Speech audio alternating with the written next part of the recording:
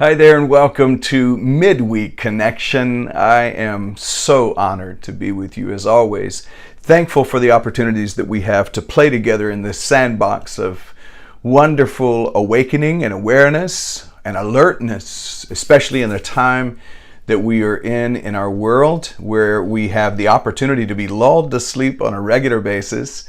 While that's happening, whether it's in national media or it's in social media or it's just your interactions with other people, reading a newspaper, picking up the Apple News on your devices or whatever your device may be or whatever your vices may be. We are in a time right now of a shaking and a quaking, a sifting and a shifting that's been going on for years now, but it's certainly a big part of what's I believe is transpiring in our world today. And as much as I'm glad to be a part of it, at the same time, it can also be disorienting. It can lead us to stress. But when we start to realize how blessed we are, we become less stressed. And in some way, I would like to continue to keep the focus on things that really matter the most. We are in Spirit Expressing season at First Unity Spiritual Campus and One Love Consciousness Movement. This year, I decided to bring One Love Consciousness Movement along with and in alignment with this series called The Power of Awakening. And we're working through the chakra system, even in our meditations. I personally have felt an uptick in my alignment process and my feeling of being aligned with presence, with the Spirit. As a result of these meditations, attunement, and even these messages and the messaging around what it is to proclaim the power of awakening. And as we're waking up, the process can be, again, disorienting. What I wanted to try to do over this next few weeks, I don't know how long this will go on, is I wanted to try to bring in some chats with you midweek to sort of help undergird and support what we're working with on the weekends, on Sundays. And I wanted to give some of my own personal experience that I have had, the things that I have experienced, the feelings, the emotions, the thoughts, the ways of being that have transpired in my life as a result of this awakening process, and the things that I have done to deal with disorienting moments, to be able to process what I'm experiencing. And I wanted to share some of those things with you on Wednesdays over the next few weeks. I would like to look at what I would call a practical guide to authentic spiritual awakening, because there are different ways to experience this. There are folks during the 60s and the hippie movement, the free love and open love movement, that were similar to spiritual awakening, and many had awakenings. I mean, even we remember hearing about the Beatles, and we remember hearing things from Jimi Hendrix and a lot of the rock musicians who were, by way of psychedelics and other options besides just prayer, they were entering into times of yoga and meditation. Paramahansa Yogananda, at least on the West Coast, was having a tremendous influence on many people in Hollywood and many people in the entertainment industry. And there was a lot of spiritual awakening and awareness happening, but it seemed to kind of get almost abruptly stopped in a lot of the spaces and places that we lived in, and I grew up in, really in many ways by evangelical Christianity, the charismatic movement, the Word of Faith movement. It was sort of like almost like the TBN crowd, that environment, the PTL crowd, the Jimmy Swaggars and the Jim Bakkers of that time sort of stepped into a vacuum and brought it back to what Jerry Falwell would go on to call moral majority, and what ultimately became and is to this day, at this present moment, Christian nationalism.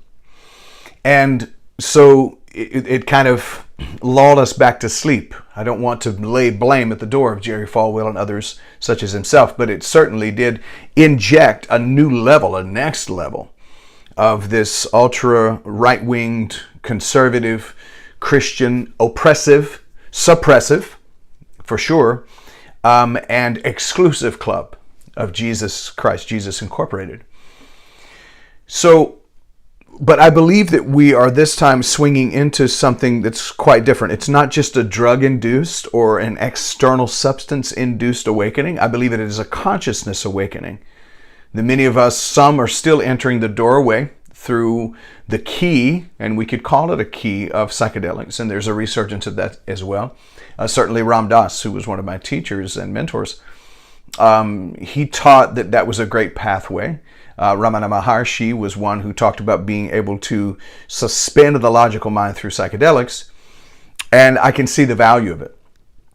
I have friends and people in my orbit who also believe that that is the pathway. I don't have a judgment for that. For me personally, I've never experienced a trip through psilocybin or through ketamine or through ayahuasca or any of those other elements that are utilized as psychedelics. I have, again, no judgment towards someone with that. I've not experienced that through the use of marijuana. Just kind of not my thing. I'm not saying that it couldn't become my thing. I don't have a judgment for it. My personal awakenings have happened as a result of really the pressure of religious dogma and religious trauma, and also the opening myself up through meditation and through contemplation and through positive thinking, taking control or at least management of the mind, the emotions, the feelings, the thoughts, and being able to in some way rise above it. What I wanted to do over this next few weeks is look into some things that I think are just practical.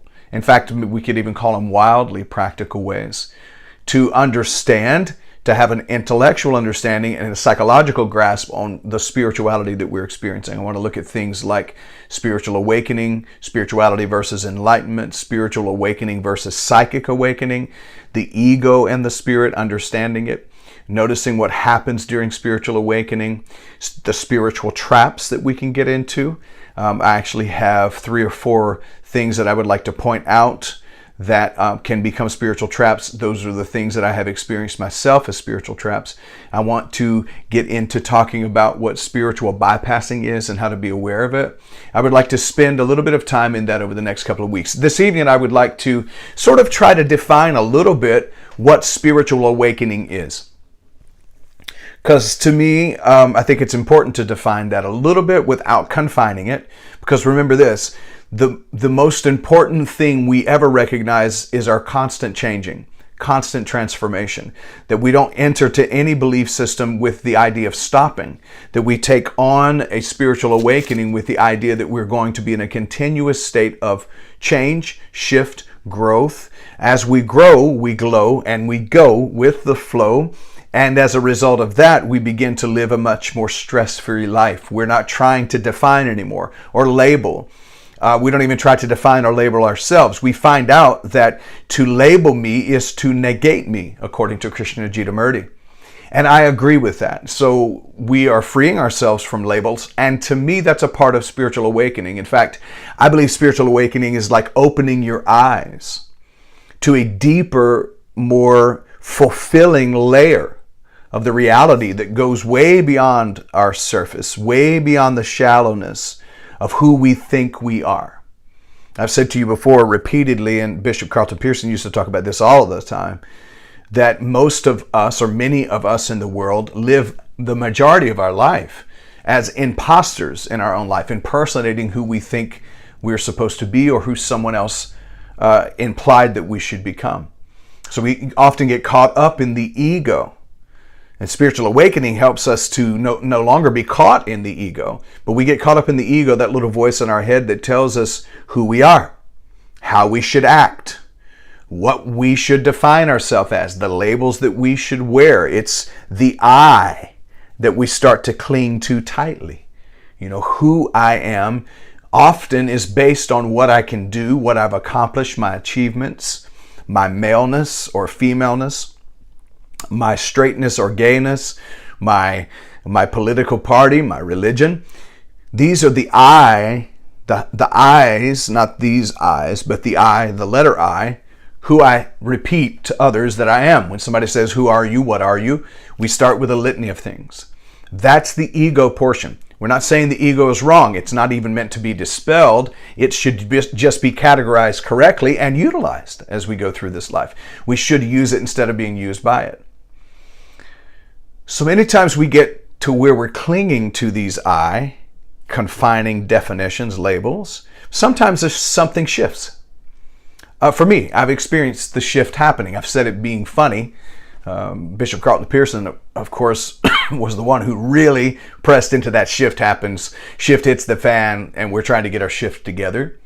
But yes, I will tell you that sometimes a shift takes place. The ego begins to loosen its grip on us, and that allows us to be more profoundly and clearly, perceptively connected to a different part of ourself. In fact, the ego begins to loosen its grip, allowing a more profound part of ourselves, often referred to as the higher self or the spirit, to start to emerge. A lot of times, an emergency leads to an emergence. An emergency will lead to an urgency and an emergence of our true and authentic selves. And this is one of the reasons that sometimes a traumatic event is what it takes to break open the shell, so that we can begin to peel back the layers. See, we start to realize that awakening is like peeling back the layers of a complex, very intricate onion. And it reveals the essence of the core of who we are. That's what spiritual awakening is. It is experiencing that shift into a higher self, a revelation of the spirit, a revelation of the invisible beyond the visible. It's a moving away from the construct and into a more clear view of our true self, our essence. Most of us in our daily lives behave according to a set of patterns. Most of us are operating in archetypes, as was mentioned by Carl Jung.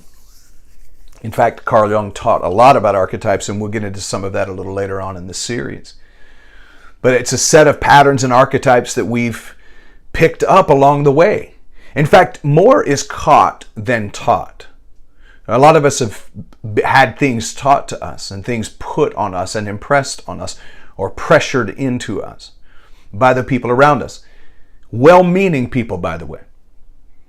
But more is caught than even taught. Along the way, we pick up behaviors. We pick up concepts. And many of us have been conned out of our greatest life through concepts. Instead of a true plan, we have concepts of a plan. Did you catch that? But these patterns and archetypes can have a tendency to create habitual things in our life that are picked up along the way. Sort of think of these things like roles we play.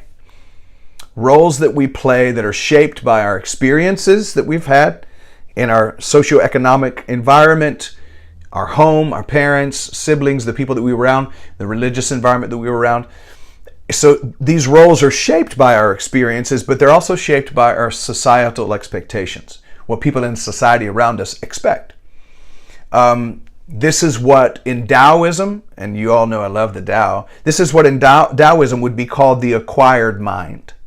It consists of all of the conditioning that we've experienced and all of the outside influence that we've absorbed since we were born, actually even before we were born. Neuroscience talks about this as essentially what the Jesuits said years and years ago. You give me a boy as a baby, and you give me that boy until he's 7, and I'll show you the man. In other words, they believed from that time of birth until 7 years old, they realized, even before neuroscience proved it, that the brain was a sponge, and it was capturing all kinds of information and a lot of inflammation and conditioning, and they could construct you, the person that individual would grow up to be, because they would implant and impress on them, tattoo on their brain and on their on their mind the way they would think.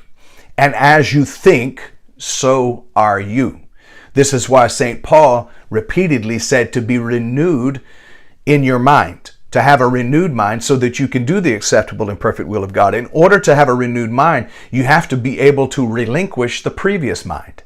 If you can't let go of the shore, you'll never swim to higher heights.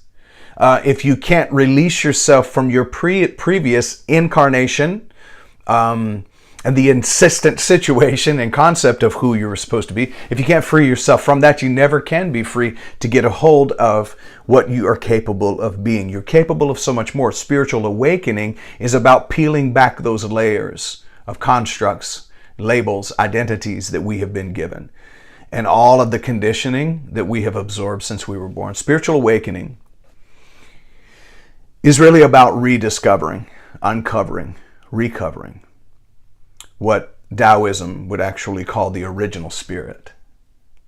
See, this is not easy. Many of us, again, have lived a counterfeit life. We have not done that on purpose. People who, again, were well-meaning did the best they could. And some of us experienced abuse, but even the abuse I know I experienced growing up was not intentional. I understand this now. The intent of the abuse I experienced, the religious trauma that I experienced, the intent was good, because they believed out of the fear they were living in that if they didn't teach me a particular way, I would go to hell for eternity. They were literally standing between me and damnation forever. So I realize now this is one of the reasons I've been able to both forgive and move further to understand, so that understanding absorbs the need to forgive. That's what happens in spiritual awakening, though. You start to realize that when you rediscover your true and authentic self, your original spirit, as it says in the Tao, you begin to really uncover what Carl Jung called the self, the true self.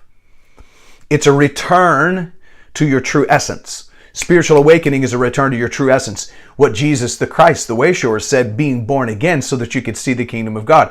He was not telling Nicodemus you needed to go somewhere after you die in the sweet by and by. He was talking about the sweet by and by now, being able to say bye to the old constructed self and being able to be reborn into your new and authentic self. And it's not really new, it's new to you. It's really your original self that got covered up by the varnish of the conditioning of your society, the way you should think, the way you should act, who you should become. And again, well-meaning, but give to them forgiveness until understanding takes that over. Once understanding takes it over, you're completely free from even forgiveness, because even forgiveness is a little bit of holding on, if you think about it. Because I'm still recognizing this as a debt that was paid. I just paid it internally. With understanding, there is no connection to it anymore. I completely free myself from it. This is absolutely what I believe spiritual awakening is. It's a return to the true essence. It's the part of us that is genuine, untainted by the external influences and sources around us. This journey back to spirit is what helps us reconnect to our humanity, our true humanity, but it reveals a richer human existence, a more authentic and original way of living, and causes us to be able to live in a high level of integrity in our spirituality. How beautiful would it be? Think about this. For you to be completely free of all the labels. Anything that would limit you would no longer limit you anymore, because you would be completely free from all of the roles. Then, in the day-to-day life, your interactions in the 3D world, you could influence the roles instead of being influenced by them, and you could joyfully play them. It'd be like being in a theater event, like being in a play or being in a movie, or all of a sudden you become a TV actor. This is what spiritual awakening does to you. And it helps you to rise above the form and be transformed, transcending the bondage of the limitations that come with this human existence. The human body is limited in many degrees, and different degrees for different people. Different people have different levels of strength. Some can lift 500 pounds and others can lift 5 pounds. Some can swim 10 miles and some can swim 10 feet. You follow what I'm saying? As we shift in the body still has limitations, but your spirit can soar. Your mind can expand, and you can live in a constant state of regeneration of your true self and soul, and never you lose the youth. The fountain of youth is not for your physical body. The fountain of youth is for your soul and self, for you to live fully and completely happy, fulfilled, a joyful life, knowing that you truly are an eternal spiritual being having a temporary human experience and expression. This is spiritual awakening, and it's that beautiful awareness that there's nothing to do, nowhere to go, no one to be, but simply to be authentically and unapologetically fully me. So the spiritual awakening is about rediscovering the original spirit of you. Or again, as Carl Jung called it, the true self. It's the journey back to spirit. And that journey back to spirit helps us to reconnect with our humanity on a much richer level. And a more authentic and integral way to live. So as we go through these next few weeks and we're discovering, uncovering, recovering our true and authentic self, this is going to give us an authentic spiritual awakening. It's going to hand to us really a much more tempered, a much more wise, and full experience of awakening. So that it's not just a fleeting thing that we go through for about 4 years and then all of a sudden we crash and burn. Or we have to re-enter a strict religious environment because all of a sudden our addictions have gotten out of hand. See, what tends to happen with some people who have this kind of an awakening is they throw off all of the restraints. And of course you can live in freedom, but here's the thing. If your freedom leads you into another bondage, you're no longer free again. Does that make sense?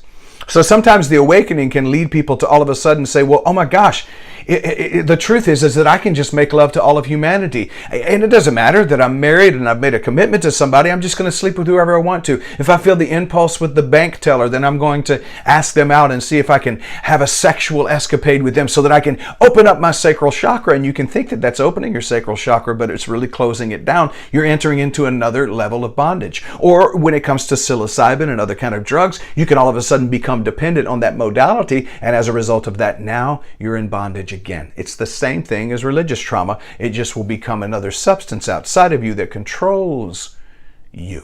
Or it may happen through alcohol. You may say, oh my God, because maybe you were someone who had a substance abuse issue, and all of a sudden you're experiencing an awakening and you're like, wait, I'm free. I'm completely free. This body is just a temple and I don't really have to worry about it. And it's all good. I'm completely free and I can drink now. And then you find out all of a sudden at the bottom of a bottle in 5 years from now that you also have entered back into the bondage of alcoholism.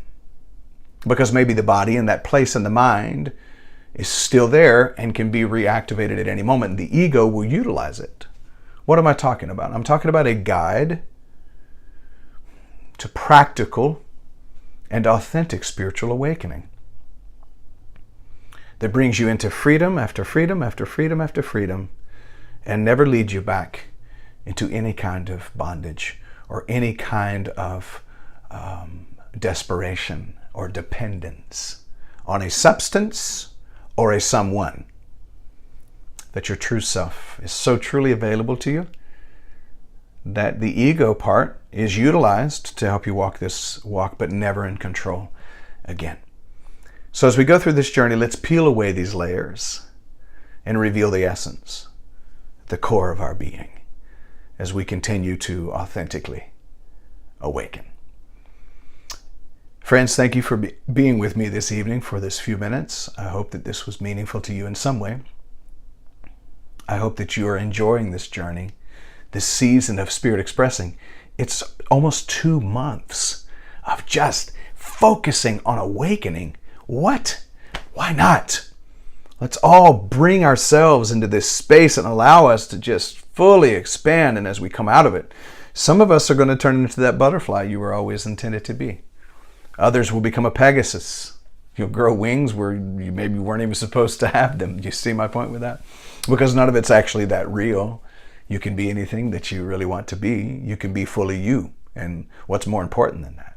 So as we journey through this season together, let us be anchored in beautiful principle, but not anchored to the point we can't fly. Let's know the difference as we move through this powerful time of awakening. Next week, the plan is to talk about spirituality versus enlightenment. I'd like to share a few thoughts with you on that. Some things that I've been able to garner and glean over the last few years, and through each process of transformation. For me, I've been through more than one awakening.